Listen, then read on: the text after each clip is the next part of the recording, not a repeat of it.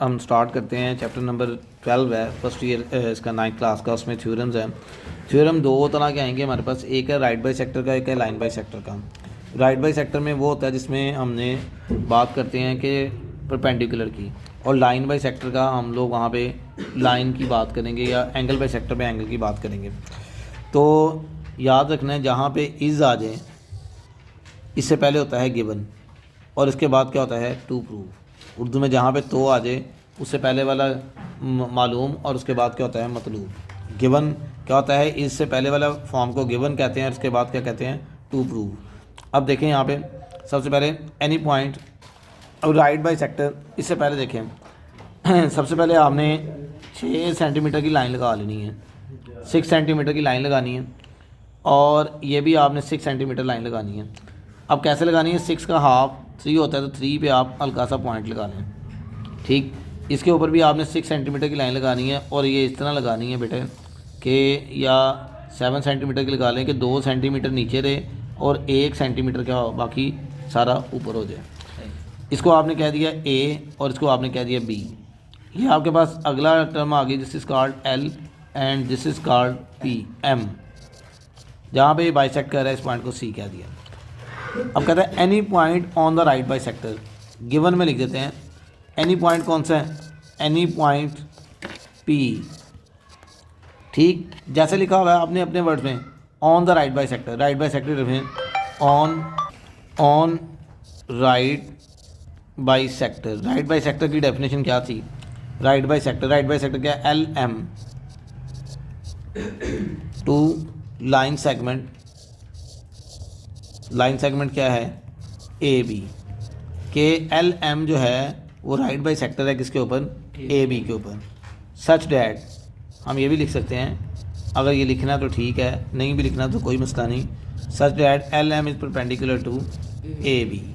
Clear होगी बात, इसको ज़रा क्लियरली ये दोनों को लगाना है। अब राइट बाई सेक्टर की डेफिनेशन क्या थी, ऐसी लाइन जो दूसरी लाइन को दरमियान से 2 बराबर हिस्सों में डिवाइड कर दें। इसका मतलब है ए सी और बी सी दोनों क्या हैं, कॉन्ग्रेंट। ये कॉन्ग्रेंट का साइन है, जब मेजरमेंट नहीं लगाते तो कॉन्ग्रेंट का साइन आता है। क्लियर होगी बात जी, यहाँ तो कोई मसला तो नहीं। अब ये हमने सिर्फ डेफिनेशन इसको लिखी है। ये लाइन सेगमेंट था, इसका नाम था ए बी। ये था राइट बाई सेक्टर, इसका नाम था एल एम। तो जिसने पॉइंट सी के ऊपर कट आउट किया इसको, वो भी हमने लिख दिया, बता दिया। P is a point on L M, ये मैंने शुरू में लिख दिया है, उसने एंड पे लिख दिया है any point P on the right by sector. तो मैं राइट बाई सेक्टर पे एक पॉइंट क्या लिया, कौन सा ले लिया है, पी। क्लियर होगी बात जी, समझ आ गई। Is equally distance from it's arm. Given के बाद क्या आता है, टू प्रूव। इज़ के बाद इज़ इक्वली डिस्टेंस, क्या मतलब पी पॉइंट बराबर फासले के ऊपर है ए से भी और बी से भी। सो पी ए कॉन्करेंट है किसके, पी बी है। मैथ्स में हमारा मेन टास्क जो होता है वो क्या होता है, ट्राइंगल बनाना। हर थ्योरम का एक ही टास्क है, ट्राइंगल बनाना। ठीक है, कंस्ट्रक्शन करते हैं। तो कंस्ट्रक्शन में देखिए हमारा टास्क क्या है, इसमें क्या है हमारा कि ट्राइंगल बनाना। ट्राइंगल कैसे बनेगी, अगर हम पी को किसके साथ ज्वाइन कर दें, ए के साथ, स्केल के साथ बनाना है ये, और इसको भी बी के साथ ज्वाइन कर दें। So join P to A and B. Clear होगी बात, सामने ही बनाना है ऐसे ही बोर्ड में भी। क्लियर होगी बात जी, यहाँ तो कोई मसला मसाइल तो नहीं है। नहीं। अब देखें एक ट्राइंगल में टोटल कितनी चीज़ें होती हैं, 6। 3 एंगल होते हैं और 3 क्या होती हैं, साइड। किसी भी चीज़ को साबित करने के लिए आप सबसे पहले आपको वहाँ पे देखना पड़ेगा ताल्लुक़। क्या देखना पड़ेगा, ताल्लुक़। जब भी कोई मैटर अदालत में जाता है तो सबसे पहले वो क्या देखते हैं कि आपका ताल्लुक़ क्या है। तो मैथ में भी सबसे पहले आपने ट्राइंगल बनानी है, उसके बाद क्या देखना है, ताल्लुक़। ताल्लुक़ को कहते हैं कॉरेस्पॉन्डेंस। क्या बोलते हैं, कॉरेस्पॉन्डेंस। ठीक है, उसके बाद ताल्लुक़ के बाद कितनी गवाहियों की ज़रूरत होती है, 3 गवाहियाँ होनी चाहिए। ठीक, 3 एविडेंस होने चाहिए उसके। अगर वो 3 पूरे हो जाए तो हमारा काम पूरा हो जाता है। क्या कातिल गवाही दे सकता है, जो कत्ल करता है वो गवाही दे सकता है, नहीं, उसकी गवाही नहीं होती। तो टू प्रूफ को हम इस्तेमाल नहीं कर सकते, ये बात याद रखनी है। टू प्रूफ को हम रीयूटिलाइज नहीं कर सकते। ठीक है, तो अगर हमारे पास 6 चीज़ें हैं तो एक ख़त्म हो गई है, तो बाकी कितनी रह गई हैं, 5। कैसे भरा, 3 एंगल और 2 साइड्स। ये बात क्लियर होगी। इसको अपने माइंड में रखना है। इसके साथ अब हम आगे इसको मूव ऑन करते हैं और देखते हैं क्या करते हैं क्या नहीं करना। अब देखिए सबसे पहले ताल्लुक़ बनाना है बेटा बड़े ध्यान से। एक ट्राइंगल है PCA और एक क्या है PCB, ठीक है। एक ट्राइंगल कर लेते हैं, ट्राइंगल PCA कॉरस्पॉन्डेंस है, ताल्लुक़ है किसके साथ, ट्राइंगल PCB। बेटा ताल्लुक़ का कोई वजह नहीं होती है। कभी किसी ने पूछा आज तक कि आपके ताल्लुक़ की क्या वजह है, कि क्यों ताल्लुक़ रखा है, कभी भी नहीं पूछेंगे कि आपका रिलेशन किसके साथ है, क्यों है, ठीक है। ये ताल्लुक़ की कोई वजह नहीं होती। जैसे आपके पेरेंट्स हैं, जैसे आपके मामू हैं, चाचू हैं, तो वो ताल्लुक़ है, ठीक है, तो उसकी कोई रीज़न नहीं है, ठीक। ताल्लुक़ की कोई रीज़न नहीं होती। कातिल गवाही नहीं दे सकता। आप अपने तौर पे वैसे आप छोटी छोटी दो ट्रायंगल बना लें अपने तौर पे, साइड पे PCA और PCB दो ट्रायंगल बना ली। आपने वो वाला क्रॉस कर दिया एक चीज़ को, मतलब इसको नहीं लेना, 5 चीज़ें इसकी रह गई और 5 इसकी, वो जौन सी मर्जी इस्तेमाल कर लें, ये आपके ऊपर है, ठीक है। अब देखें सबसे पहले मैं क्या ले लेता हूँ, मैं कहता हूँ कि AC कॉन्करेंट है किसके, BC के। ये बात मैं ऊपर कर चुका हूँ किसके अंदर, गिवन में। ये बात क्लियर है।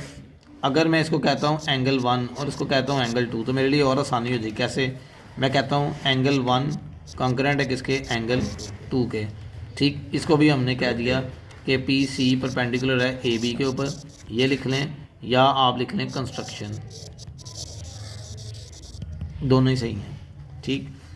PC दोनों में कॉमन है, मतलब ये वाली साइड भी हो गई, ये वाली साइड हो गई है, ये वाली रह गई थी PC ये भी ले ली, और एक हमने एंगल ले लिया ये वाला।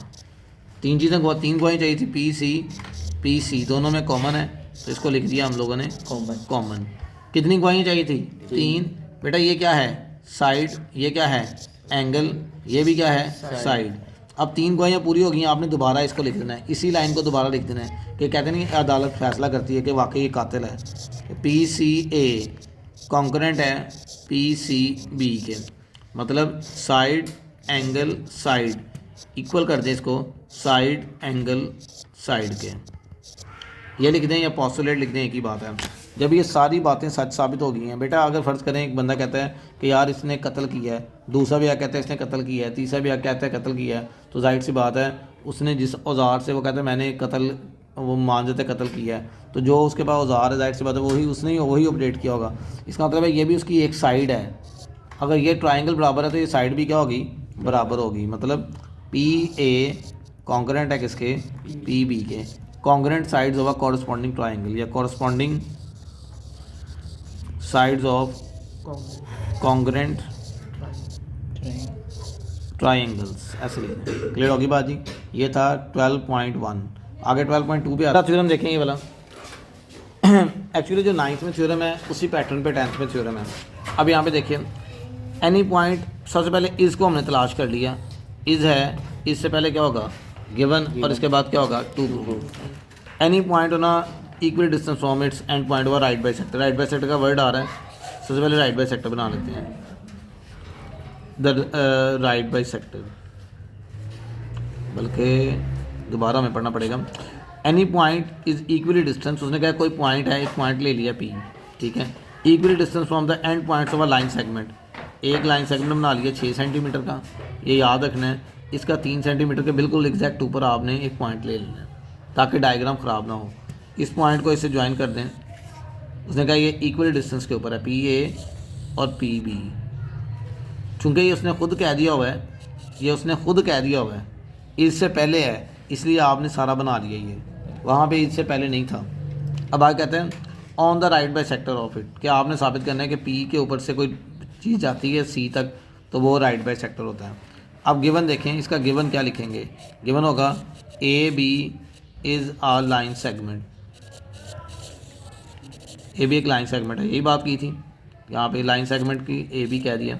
एंड पॉइंट कौन से हैं उसके, AB हैं। फ्रॉम इक्वल डिस्टेंस है, मतलब PA और PB दोनों क्या हैं, कॉन्करेंट हैं।